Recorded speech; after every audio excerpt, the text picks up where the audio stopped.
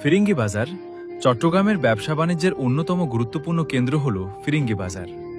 ফিরিঙ্গি শব্দটি এসেছে ফার্সি ভাষার ফরাং শব্দ থেকে, যার অর্থ সাদা চামড়ার মানুষ বা ইউরোপীয়।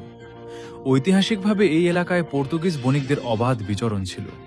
তাদের ঘিরেই গড়ে ওঠে একটি ব্যস্ত বাণিজ্য কেন্দ্র। তৎকালীন চট্টগ্রামের মানুষ পর্তুগিজদের ফিরিঙ্গি নামে ডাকত, আর সেই থেকেই এই অঞ্চলের নাম হয়ে যায় ফিরিঙ্গি বাজার। ২. বেলুয়ার দিঘি। চট্টগ্রামের বেলুয়ার দিঘির নামকরণের পেছনে রয়েছে এক চমকপ্রদ লোককথা।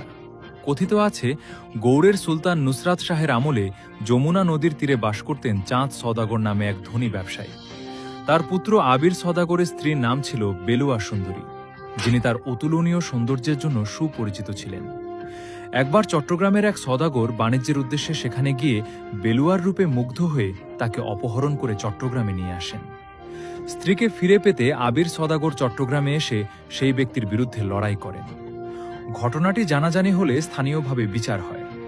অভিযুক্ত সওদাগরের সম্পত্তি বাজেয়াপ্ত করে গরিবদের মাঝে বিতরণ করা হয় এবং তার বাড়ির জায়গায় খনন করা হয় একটি বড় দিঘি।